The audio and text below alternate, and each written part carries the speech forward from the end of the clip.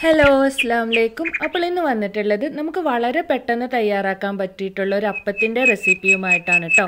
നമുക്കിത് അരി അരക്കേണ്ട ആവശ്യമില്ല, അതുപോലെ തന്നെ ഫെർമെൻറ്റേഷന് വെക്കേണ്ട, പെട്ടെന്ന് തന്നെ നമുക്ക് തയ്യാറാക്കാൻ പറ്റും. നല്ല സോഫ്റ്റ് ആയിട്ടുള്ള അപ്പമാണ്, അതുപോലെ തന്നെ ടേസ്റ്റിയുമാണ്. അപ്പോൾ നമുക്ക് വീഡിയോയിലേക്ക് പോവാം.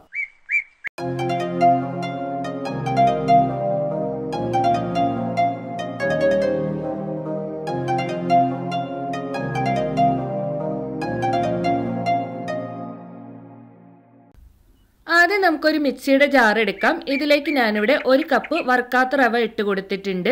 ഇനി വേണ്ടത് തേങ്ങ ചിരവിയതാണ്. 1/4 കപ്പ് തേങ്ങ ചിരവിയത് ചേർത്ത് കൊടുക്കാം. പിന്നെ ഒരു 1/4 കപ്പ് തൈര്, ചെറിയ പുളിയോട് കൂടിയ തൈരാണ് ഇട്ട് കൊടുക്കേണ്ടത്. പിന്നെ നമുക്കൊരു 1/4 കപ്പ് വെള്ളം കൂടെ ഒഴിച്ചു കൊടുക്കാം. വെള്ളം നമുക്ക് അരയുന്നതിനനുസരിച്ചിട്ട് ഒഴിച്ചു കൊടുത്താൽ മതി. ഈ വെള്ളം കൊണ്ട് ഇത് അരഞ്ഞു കിട്ടില്ല, കുറച്ചും കൂടെ വെള്ളം നമുക്ക് ഒഴിച്ചു കൊടുക്കണം. അതിനുശേഷം നമുക്കിതിനെ ഒരു ബൗളിലേക്ക് ഒഴിച്ചു കൊടുക്കാം. ഞാനൊരു 3-4 മിനിറ്റ് ഇതൊന്ന് അടിച്ചെടുത്തിട്ടുണ്ടായിരുന്നു കേട്ടോ. അതുപോലെ തന്നെ ഒരു 1/4 കപ്പ് വെള്ളം കൂടെ അധികം ചേർത്തിട്ടുണ്ടായിരുന്നു. ഇനി ഇതിലേക്ക് നമുക്കൊരു 2 പിഞ്ച് അപ്പസോഡ ചേർത്ത് കൊടുക്കാം. അതുപോലെ തന്നെ 1/2 ടീസ്പൂൺ ഉപ്പ് കൂടെ ചേർത്ത് കൊടുക്കാം. അതിനുശേഷം നമുക്കിതിനെ നല്ലതുപോലെ ഒന്ന് മിക്സ് ചെയ്ത് കൊടുക്കണം. നമ്മുടെ ഈ ബാറ്റർ അധികം ലൂസ് ആവാൻ പാടില്ല, അതുപോലെ തന്നെ നല്ല തിക്കും ആവാൻ പാടില്ല. ഇത് ഉപയോഗിച്ചിട്ട് ഒരു 6 മുതൽ 7 അപ്പം വരെ നമുക്ക് ചുട്ടെടുക്കാനേ ഉണ്ടാവുള്ളൂ. അപ്പോൾ നിങ്ങൾ കൂടുതൽ തയ്യാറാക്കുമ്പോൾ അതിനനുസരിച്ചിട്ട് നമ്മൾ കൂടുതൽ ചേർക്കാം. ഇത് നമ്മൾ പൊങ്ങാൻ വെക്കേണ്ട ആവശ്യമില്ല, നമുക്ക് അപ്പം തന്നെ ചുടാൻ പറ്റുന്ന ഒരു അപ്പമാണ് കേട്ടോ. അപ്പോൾ ഞാനിവിടെ ഇരുമ്പ് തവിയാണ് എടുത്തിട്ടുള്ളത്, അതുകൊണ്ട് തന്നെ ചെറുതായിട്ടൊന്ന് എണ്ണ പുരട്ടി കൊടുക്കുന്നുണ്ട്. നോൺ സ്റ്റിക്ക് തവിയിൽ ചുട്ടെടുക്കാവുന്നതാണ്. ഇനി നമുക്കിതുപോലെ ഓരോ തവിയായിട്ട് ഒഴിച്ചു കൊടുക്കാം. പിന്നെ അധികം പരത്തരുത്, ജസ്റ്റ് ഇതുപോലെ ഒന്ന് ആക്കാനേ പാടുള്ളൂ, കൂടുതൽ പരത്താൻ പാടില്ല. ഇനി നമുക്ക് ഇതിനെ കുറച്ച് നേരം ഇതുപോലെ തുറന്ന് വെച്ച് കൊടുക്കണം. അപ്പോൾ നമുക്ക് ഇതുപോലെ നിറയെ ഹോൾസ് വരുന്നത് കാണാം. അതിനുശേഷം നമുക്കിതിലേക്ക് ഒരു അല്പം എണ്ണ ഒഴിച്ചു കൊടുക്കാം. വെളിച്ചെണ്ണയോ അല്ലെങ്കിൽ സാധാരണ ഓയിലോ ഒഴിച്ചു കൊടുത്താൽ മതി. ഇനി ഇത് ചെറുതായിട്ട് ഒന്നും കൂടി ഒന്ന് വലിഞ്ഞതിന് ശേഷം നമുക്കിതിനെ ഒന്ന് അടച്ചു വെക്കാം.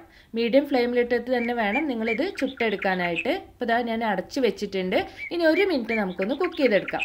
1 മിനിറ്റിന് ശേഷം നമുക്കൊന്ന് തുറന്ന് നോക്കാം. പുറം ഭാഗം നന്നായിട്ട് വെന്തിട്ടുണ്ട്. ഇനി നമുക്കിതിനെ പതുക്കെ ഒന്ന് മറിച്ചിട്ട് കൊടുക്കാം. കണ്ടില്ലേ, നല്ല പെർഫെക്റ്റ് ആയിട്ട് വന്നിട്ടുണ്ട്. അപ്പോൾ നിങ്ങൾക്ക് ഇതുപോലെ മറിച്ചിട്ട് കൊടുക്കാതെ ഇത് കഴിക്കാം കേട്ടോ. ഒരു 30 സെക്കൻഡ് വെച്ചാൽ മതി. ഇത്രയേ ഉള്ളൂ, വളരെ പെട്ടെന്ന് തയ്യാറാക്കാൻ പറ്റുന്ന നല്ലൊരു അപ്പമാണിത്.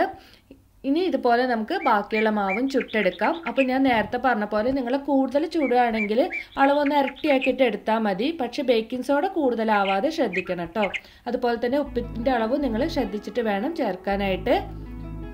അപ്പോൾ നിങ്ങൾക്ക് ഈ വീഡിയോ ഇഷ്ടമായെന്ന് കരുതുന്ന എല്ലാവരും ട്രൈ ചെയ്ത് നോക്കുക, ഫീഡ്ബാക്ക് അറിയിക്കുക. അപ്പോൾ ഇതിൻ്റെ കൂടെ ഞാൻ എടുത്തിട്ടുണ്ടായിരുന്നത് തേങ്ങാ ചട്നിയാണ്. അപ്പോൾ അതിൻ്റെ റെസിപ്പി നിങ്ങൾക്ക് വേണമെങ്കിൽ ഞാൻ അടുത്തൊരു വീഡിയോയിലൂടെ അപ്ലോഡ് ചെയ്യുന്നതാണ്. നല്ല സോഫ്റ്റായിട്ട് വന്നിട്ടുണ്ട്, നല്ല പെർഫെക്റ്റ് ആണ്, അതുപോലെ തന്നെ നല്ല ടേസ്റ്റി ആയിട്ടുള്ളതുമാണ്. എൻ്റെ ചാനൽ ഇതുവരെയായിട്ടും സബ്സ്ക്രൈബ് ചെയ്തില്ല എങ്കിൽ സബ്സ്ക്രൈബ് ചെയ്യുക. കൂടാതെ ബെല്ലൈക്കൺ കൂടെ ക്ലിക്ക് ചെയ്ത് അതിൽ ഓൾ എന്ന ബട്ടൺ കൂടെ കൊടുക്കുമ്പോഴാണ് എൻ്റെ നോട്ടിഫിക്കേഷൻ നിങ്ങൾക്ക് പെട്ടെന്ന് തന്നെ കിട്ടുകയുള്ളൂ. അപ്പോൾ എല്ലാവർക്കും താങ്ക്സ് ഫോർ വാച്ചിങ്.